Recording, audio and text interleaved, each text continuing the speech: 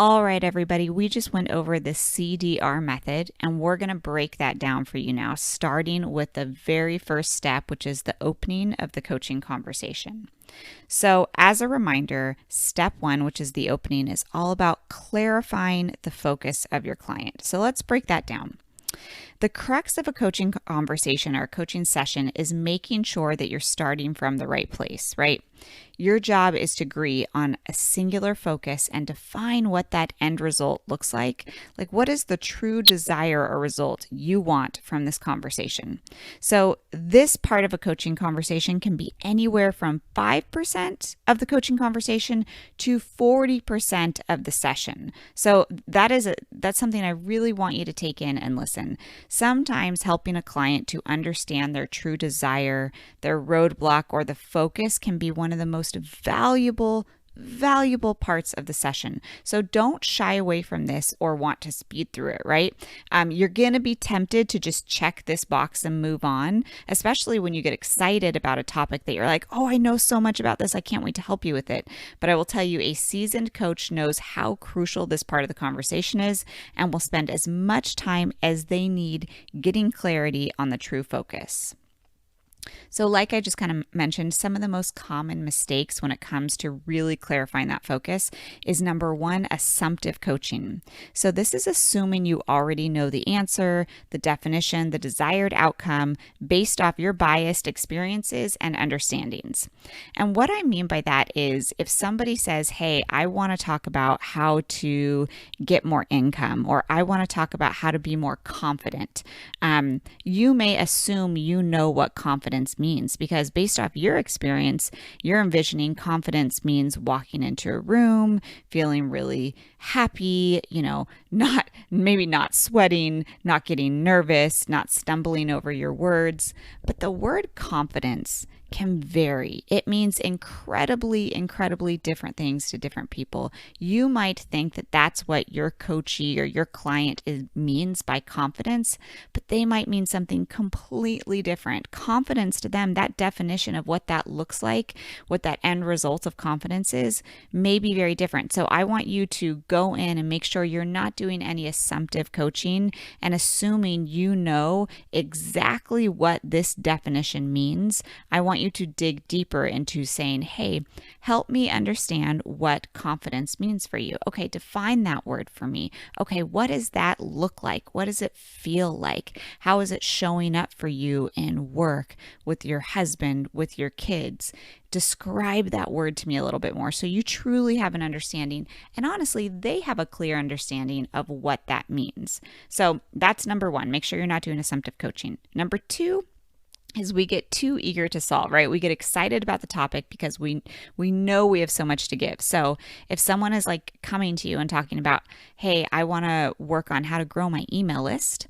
If you're doing some business coaching, you might be tempted to jump right into that because you're like, oh, dude, I am an expert in growing my email list. But you do want to clarify with them, okay, tell me about what the ideal email list looks like. Okay, tell me why we want to focus on our email list, because you might find out that they want to focus on their email list because they want to create more income and they want to do a course through passive income and they've heard they need to grow their email list. But if you understand that income is their true desired end result, you may poke around a little bit there and say, now, is focusing on your email list the best place that we should be focusing for creating income? Or should we be focusing on getting you a couple more clients this week? Would that immediate income feel better for you, right? So instead of being so eager to jump to solve, I want you to make sure you take time in clarifying the focus and really understanding, is this going to get you the true end result of what you really care about? Okay, so one tip for how to avoid those two things is to always be learning, or as I say, ABL. So I kind of mentioned this, but I want you to hear words that your client or anyone in a conversation is using that have these big meanings, these words that have big meanings, and I want you to define them, right? So if they say something like, this is hard, or this feels impossible, or I want things to be fun, or I want to succeed, I want you to learn what those words mean to them, right? So you can use phrases like, tell me more about this word, fun, Like, what does that mean to you? What does it look like? What does it feel like? What does it smell like, right? Tap into those senses. How can we quantify that, right? If you're talking about something looks fun, like what's the level of fun that you want to be having, right? What would that mean in terms of numbers, right? So I want you to think about same thing when we talked about email list or income. When people say, yeah, I really want to be successful in business, we will often have them quantify what success looks like, right? So what does that look like in 6 months, or how have things changed? That's what you really want to be digging into, right? And a really good practice for you could be to look at your own life and relationships to see where or what it is you assume naturally, right? I want you to look at your partner or your parent or your child or your friend. We often make assumptions that we know these people, that we know exactly what they want, we know exactly what they're thinking, we know exactly where they want to go, what they care about. But the reality is we are shifting and evolving on a daily basis. So it's an incredibly strong and mature practice to be learning about more things about your partner, right? Always be learning to define what it is that they are looking for when they say, I just wish I felt more energy. What does that mean? Does that mean that they are like high-fiving people at the end of the day? Or does that mean they just feel complete?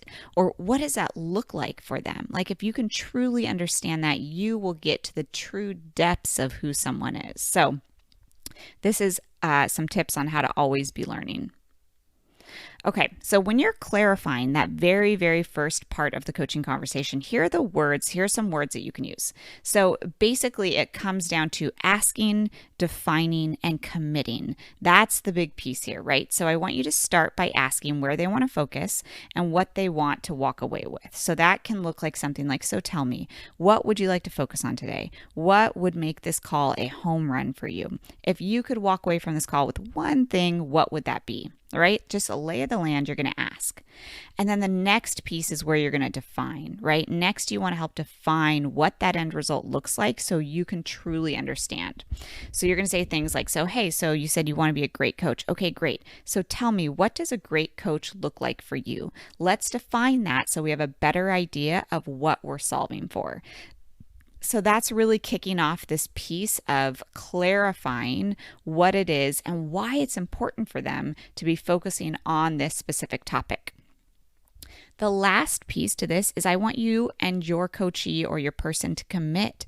I want you to agree and commit to your one focus. So you're going to say, okay, so it sounds like it would be most helpful to focus here. Or if we work to walk away with this. Or so I'm hearing that it would be most helpful to end our session by having this.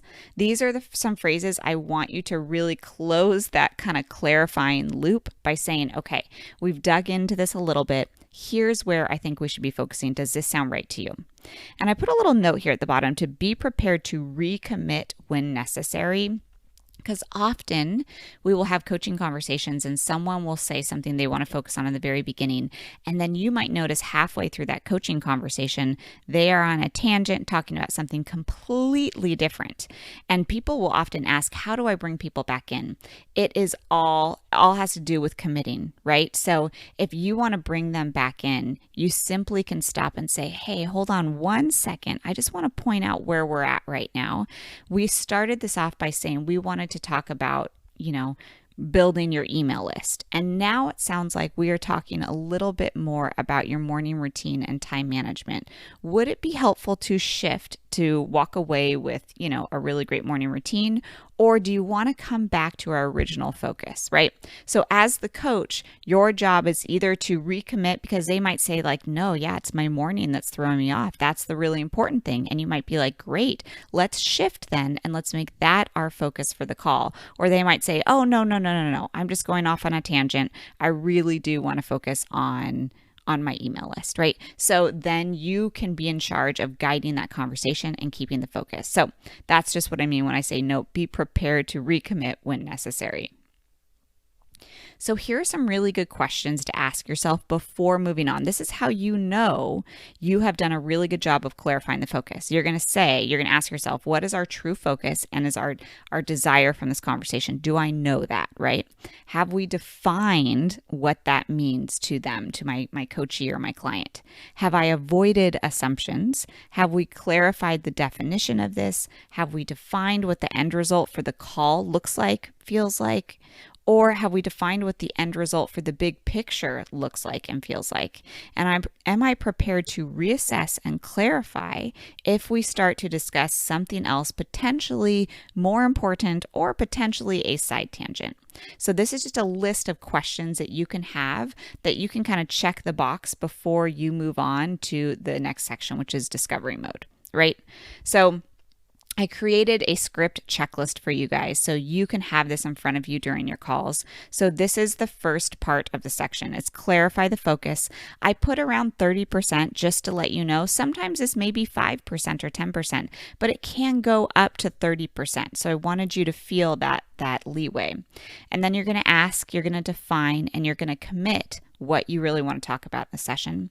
And I always put a little note down here at the bottom. So if you need to build rapport in the beginning and it's needed, you absolutely can do that in coaching sessions. I would just only do about 1 to 2 minutes with like a little, hey, how are you? Or how you been? Like, so pumped to be chatting. If it's someone you already have an existing relationship with, I would suggest jumping right into, okay, great. So glad we're chatting. What is our focus for today? All right, so here's a little piece of homework to help you practice this skill. I want you to find one moment where you may have normally assumed you knew the end result someone was trying to achieve and practice defining and clarifying that in order to learn more. So I'm going to want you to describe the following. Number 1, a situation where you assumed you knew the true desire of someone else. 2, a question you asked that helped them to learn more. And 3, the true end result you discovered your partner in that conversation wanted. And I always say partner in the conversation, but you can do this with your partner at home, your husband, your wife. You can do it with your friend. You can do that with a colleague or a coworker. And really, it's about stopping yourself from assuming or being too eager to problem solve and asking them, okay, so based off this conversation, help me understand what our end result is, right? What is the true end place that we want to be? If we were completely successful here, what would that look like? What would it feel like for you? And you will often notice the learnings that happen there and how much deeper you can go, because then the next piece is the discovery mode, right? So once you clarify that you're hand in hand, step in step, and you know what the end result is, going into discovery mode and solving for that is 10 times easier. So that is where I want you to kick off your homework for today.